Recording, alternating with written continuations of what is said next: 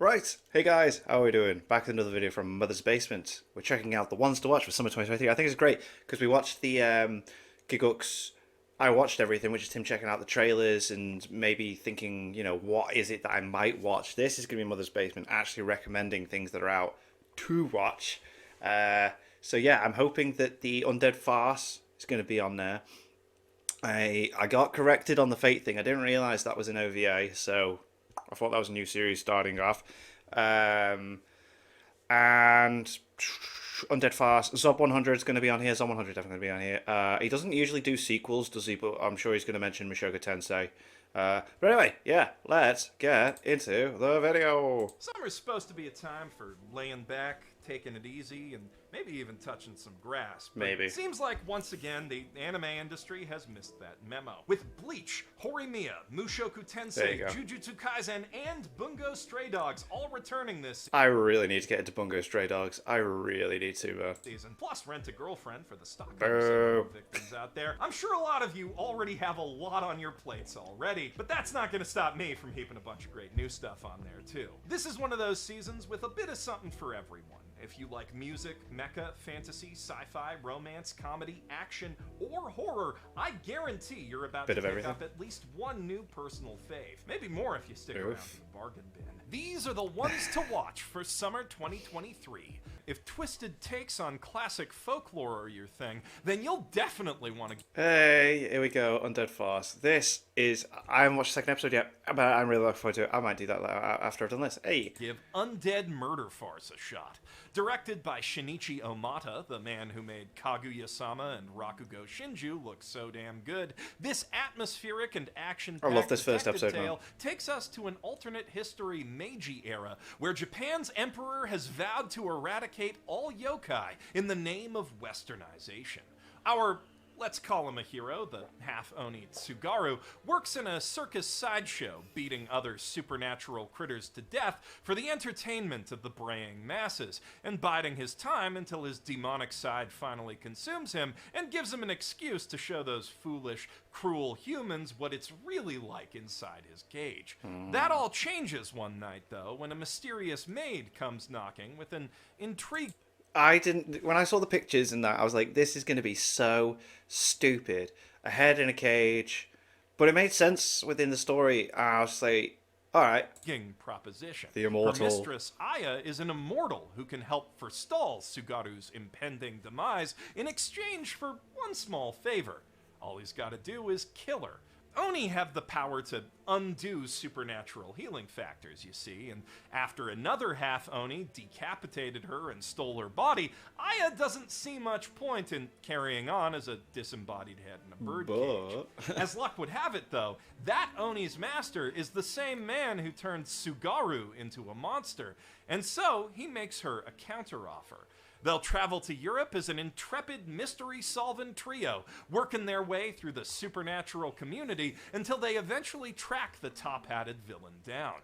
Of course, Aya thinks that sounds like a fun time, and if you give this show a watch, I think you'll agree. Yeah. Between that series and My Happy Marriage, it's a very good season to be a supernatural alt history. My Happy Marriage. At first blush, Netflix's new simuldub series seems to just be a Cinderella-esque romantic period drama about a downtrodden young lady who escapes a life of toil under her wicked stepmom and cruel half-sister into an arranged marriage that turns out better than she feared.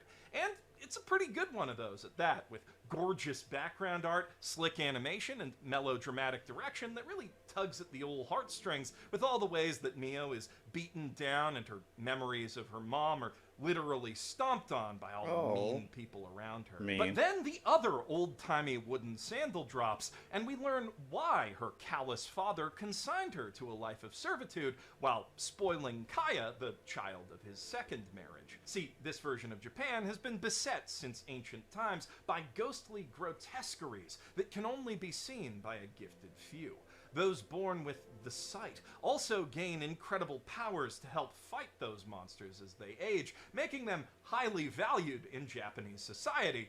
And unlike her sister, Mio didn't inherit the psionic birthright of the Cyonji clan, so the only use her dad has for her is as a pawn for building alliances with other powerful families. And considering the troubling rumors surrounding Captain Kyoka Kudo and the last few fiancés who've left him, that seems like an ideal place to pawn his more disposable daughter This does off. seem interesting. Luckily for Mio, her husband-to-be's failings are even more overstated than her own, as you could probably guess from the lack of a /S after the show's title. I mean, he clearly has some trust issues, likely stemming from a past trauma of his own, but that just gives these newlyweds something to bond over. Synduality Noir is one of them nonsense anime titles made of bashed together foreign words that tells you very little about the thing it's attached to, besides that it's probably got some mecha in it. And indeed, this show probably does. Specifically, cute, chunky-looking mechs that require... Yeah, those designs are very different, aren't they? Like, kind of, I want to say chibi-esque, but like, you know, make a mecha chibi kind of, I don't know. An R2-D2 shaped like a... Because there are like Gundam chibi models, aren't there? So, a hot lady, or sometimes a butler, in order to pilot them properly, which are used by professional scavengers to fend off deadly hordes of monster bugs as they scour a lush post-apocalyptic landscape for old-world resources. Yeah, despite this being a semi-original anime, developed in tandem with a pretty fun-looking game that's due out later this year, there's not much about Synduality's premise that's all that original. But whether that will make the show derivative or classically inspired depends largely on how it's executed. And unless you're CGI phobic, I think the dynamic energy... It can be off-putting, but there have been shows. What was it? It's Planet With, wasn't it? Was it Planet With? That was a great show, and the CGI was not great. Energetic action that you're seeing now kind of speaks for itself. Depending on your taste, the colorful industrial pop art setting, which feels distinctly Eureka 7 adjacent, may also really speak to you. Personally, what spoke to me were the characters, who managed to display quite a bit of personality and charm and not a lot of screen time, thanks to the rich and economical script writing of Bunny Girl Senpai and Pet Girl of Sakura So creator Hajime Kamoshida, who's also credited for cooking up the concept of this whole mixed media project, just FYI. And as a big fan of his other works, that alone is enough to make me want to give it a shot. And hey, if you've already re-upped your Hulu or Disney Plus for the new Bleach, you may as well do otherwise. Also, it's a very good time to catch up on last season's Tengoku Daimakyo, and especially last year's summertime rendering, which you really should not look up anything about before you go watch it. Just trust me, go in blind. Gigux has recommended that one as well, hasn't he? Possibly related note, oh, is this the horror one? Anime often struggles to deliver effective horror for reasons I delved into ages ago in this video. So, I always see it as something special when an anime does manage to genuinely spook me. And boy howdy, is Dark Gathering ever special. So is it actually scary? Hates ghosts, which is unfortunate because they absolutely love him. Everywhere he goes, spirits follow. They can't resist the pull of his presence. And 2 years ago, that caused an incident which badly hurt one of his friends and left him a total shut-in.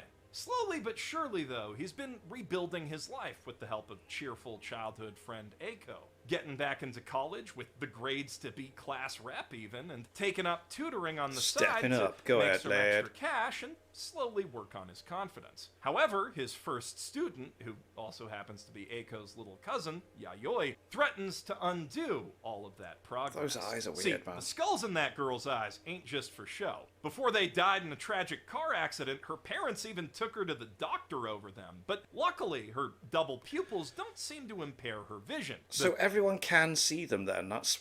wow, okay. Second pair just lets her see into the spirit world, which doesn't bother her one bit. In fact, Yayoi wants to see ghosts more than anything. But in spite of her abilities, she kinda needs Keitaro to help her do that, because the thing is, most ghosts are fucking terrified of this girl. Wow. Thanks to masterfully tense direction, bone-chilling sound design, and a splattering of body horror, I was feeling a similar sort of way by the time this pilot episode was through. And as someone who knows the joy of a good scare, I loved every second of it. Cool. Speaking of rare genre anime, Summer's also graced us with some very solid hard sci-fi in the robot doctor drama The Gene of I. Right, this did seem quite interesting. This is like what, 10% of the popularity, 10% of the population of the Earth are like cyborgs and stuff, and it's like they've got diseases and stuff, and it's like, you know, how do you cater for both as a doctor? To clarify, Hikaru Sudo is a doctor for robots of the sentient, indistinguishable from people variety, which make up like 10% of Earth's population in this anime setting. He is not a robot himself. Though his mom is a robot and also in jail because she naively let some corporate grifters copy her personality, which is very, very, very illegal because nobody wants to deal with the thorny philosophical implications of two different versions of the same guy person, walking right. around. Or like whether or not a robot who's been restored from a backup is actually the same person, or your real mom is dead forever, and now you're stuck with an imperfect clone that can only remind you of the pain. Just for example. But of course, if your ears and or other body parts perked up when you heard me say the words hard sci-fi, you do want to wrestle with exactly those sorts of thorny issues, and lucky for you, since Sudo just so happens to be working as an illegal back alley robot doctor to find leads on rogue copies of his mom around the world, he's a prime protagonist vehicle for doing exactly that. Speaking of vehicles, there's a scene I really enjoyed early on where Sudo tells his self-driving car that he'd rather drive to a place himself, and the car's all like, "I'm afraid that will void your insurance, Dave." Damn. And, you know, that's probably all I really needed to say to hook exactly the kind of people who will love this show the most. That's interesting. In a similar vein, many of you will be intrigued to hear that Reign of the Seven Spellblades opens with a curly... Okay, cool, this is on the list. Alright, I'm going to watch the first episode of this as well. Haired brunette student is in my, of its magic school it's in my watch arguing list. with her dumber red-headed classmate about how trolls should have rights, and then actually goes on to validate and explore the nuances of her point of view. Yup, if you, like me, were spurred into a lifelong love of fantasy by formative experiences reading Harry Potter, only to go back as an adult and realize the books aren't all that good, actually, this is the anime for you. Oh, damn, okay. Also, if you're about to comment that Harry Potter is good, actually, go read some Earthsea or Discworld and get back to me on that. Seven Spellblades is set at Kimberly Magic Academy, a big castle that's much bigger on the inside, where the scions of old wizarding families and the occasional gifted child of non-magic animation folk looks pretty cool. come to hone their natural talents and unlock the secrets of the supernatural. Many of the school's graduates have gone on to change the world, but only 80% of those who enroll even make it that far. The other 20 find themselves driven mad, dragged back to the dungeon dimensions by products of botched summonings, or otherwise end up irreparably effed up by arcane forces beyond reason. Lost to the spell is the preferred in-universe euphemism. This is a world where whimsy and wonder go hand in hand with danger and darkness, and partly because of that, the magic really feels magical. We're introduced to more fascinating flora, fauna, and phenomena in episode 1 than many fantasy anime get to in a whole season. That's a lot. And the episode manages to balance that against a generous helping. Like, I know Giguk showed like one scene with like, but like, it does that all those different creatures look boss. That looks really cool. Of well-animated action and some solid, appealing character development for all 6 members of its core cast. As a man who loves his fantasy, Seven Spellblades impressed me on basically every level. And as a man who loves his comedy, Helk did much the same. So this is funny. As the kingdoms of men celebrate the defeat of the Demon King, the residents of the Demon Realm are holding a grand tournament to crown their new ruler. The mightiest fighters from across the land have gathered to prove their might and earn the right to lead the next charge against humanity. And the warrior most favored to win the day is a human hero. This summer, the Miriam the Red is about to find out that, I haven't really read ahead in the manga, so hard for me to say what's going to happen. Also, trailer voice is murder on my Trailer throat, voice so, is very hard. I think I'm going to drop this bit. I can tell you that in episode 1, that tsundere demon cutie and her skeleton narwhal sidekick It does look like a narwhal. Kooky schemes to stop Helk from winning the tournament, all of which, of course, fail hilariously. But I don't want to spoil those very good jokes. Okay. And also, the end of the episode suggests the series might be heading in a different but very interesting direction from the pure comedy of that premiere. People who have read the manga are calling this the sleeper hit of the season, and all saying some variation of, "Oh man, this gets so good, enjoy the ride." So I think I'm going to take that advice and see where it goes. So far, the humor and characters have me hooked, and I think they'll do the same for a lot of you. All told, it's been a surprisingly great year for fans of fantasy that don't need anyone to get hit with a truck before they get rolling. Okay. But it's even more surprising that one of summer's best examples of that sort of thing turned out to be a Love Live spin-off. When Yohane the Parhelian, Sunshine in the Mirror, was first announced, a lot of people thought it was a joke. Understandably, since Bandai did drop the trailer. Yeah, wasn't it an April Fool's last year, and then it was like, actually, we're going ahead with it. On April 1st. From what I understand from the concept of an alternate world story starring the alter ego of Love Live Sunshine's resident Chunibyo, Yohane, was too brilliant not to be real. And they were thus delighted that summer when the studio turned around to say, unless... If you don't know you love Lives, Sunshine is widely considered to be the best of the bunch, and fans are absolutely reveling in this chance to see a new side of their favorite girls. But even for someone who's never seen Sunshine like me, also I haven't watched that Idol anime, this show is a blast. Even if idols aren't your thing, if you like your anime off the wall and over the top, Sunshine in the Mirror might just change that for you. That said, if you do prefer fantasies that start off with a car accident... He's got it on the list. This is good. I've watched the second episode. It's boss. We still got you covered. Reborn is a vending machine. I now wander the dungeon. Sounds like the punchline to the setup that is, like, every other light novel title in the last decade and a half. Short of that time I got reincarnated as a kitchen sink, it's hard to imagine a better single-sentence summary of the state of this genre. I mean, it sounds like a story that was written on a drunken bet, like, bro, you can't just make an isekai about literally anything. What if a guy was reincarnated as a fucking vending machine, huh? What would he do then? If you think about it, though, that's actually a fantastic story prompt. Like, what would you do in a fantasy world if you couldn't fight monsters, walk, or affect the outside world in any way other than dispensing tasty refreshments? How do you flirt with your complimentary wife? It's the way that they make the system, and the system works, and the points he has, and how he can level up and stuff, that he has the barrier to help him. And I wasn't blown away, but I was very impressed with how they managed to make an explanation and stuff and make it work. When the only words you can say are, hello, goodbye, please insert coin, thank you for your business, and if you win, you get another one for free.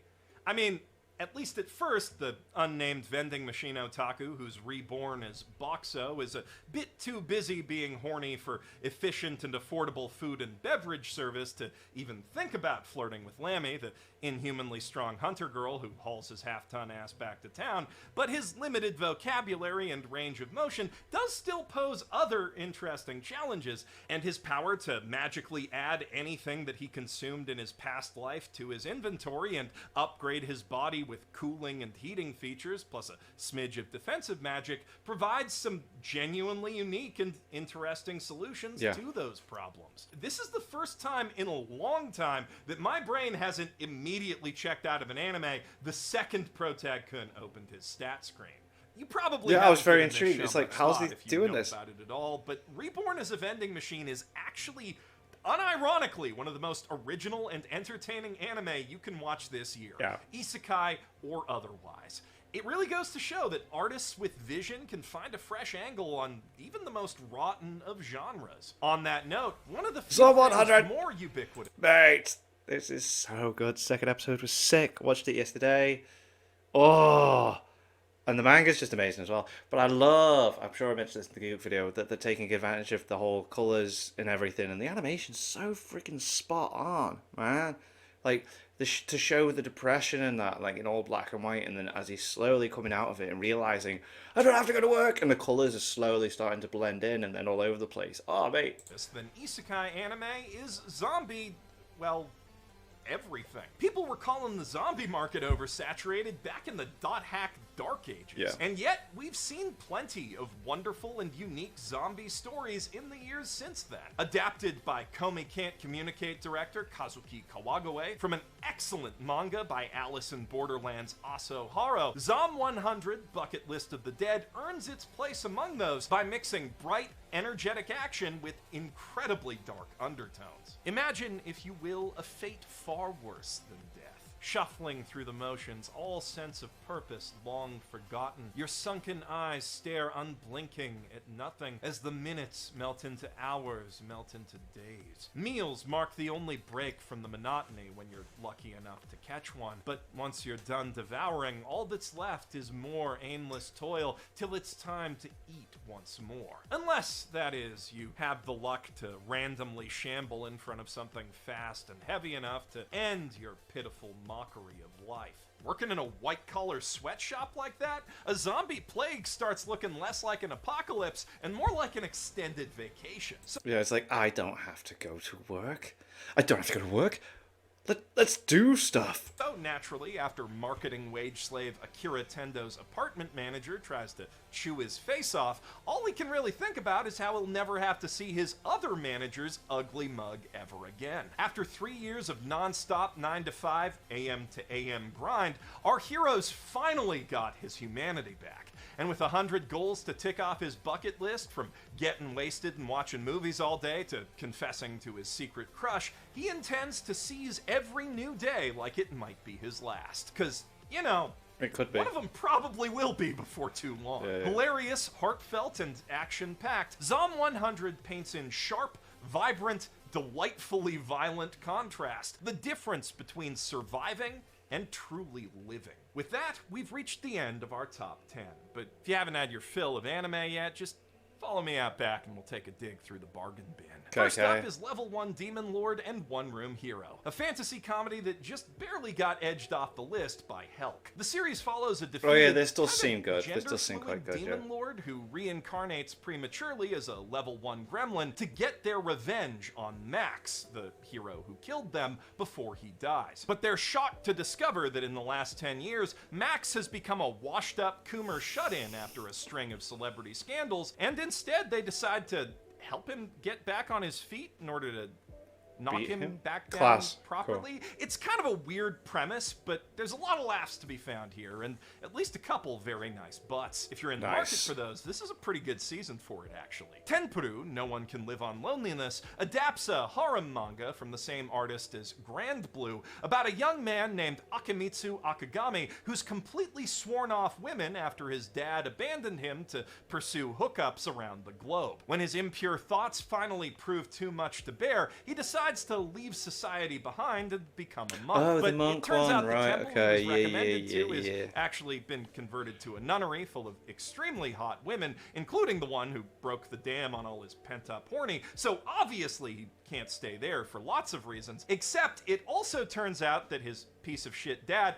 owes that temple a lot of money, so now he can, as their slave. The plot on this one's kinda all over the place, but the plot really makes up for it. And the humor feels like a throwback to old school harem anime in a mostly pretty good way. On the more fantastical end of the harem spectrum, Classroom for Heroes is set at Rosewood Academy, a school established by the hero who beat the Demon King, no relation, in order to train other heroes to yada yada yada. The series follows a mysteriously over-designed transfer student named Blade, who is incredibly OP, but was apparently even more OP at some point in his mysterious past, on his quest to have a normal high school experience and make at least 100 friends. And of course many of those friends will be hot girls, starting with a tsundere who's possessed by a demon. But I'm sure I'll be telling you more about both of those on the hottest trash. While we're on an isekai-ish note, I may as well knock out the other two of those this season that are actually decent. Sweet Reincarnation follows a world-class candy chef who gets sent to another world after being crushed by his own candy sculpture, where he's determined to fulfill his dream of building a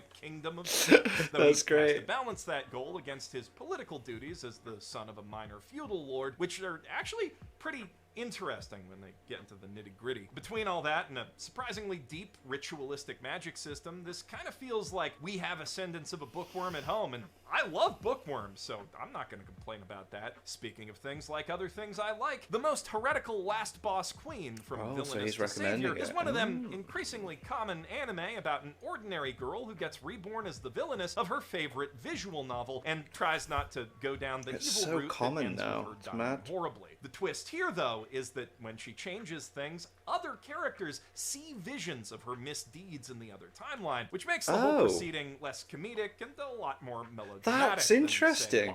That's really interesting. I mean, a lot more crying. You're going to need some tissues for this one. For pure and wholesome reasons. If your mind went to the gutter when I said that, you might appreciate My Tiny Senpai, a workplace comedy about a guy whose office senpai is, get this, tiny? No way. Except in one key area. Also, everything they say and do is very easy to misconstrue as something sexual. Whoa. That's pretty much the whole joke. Okay.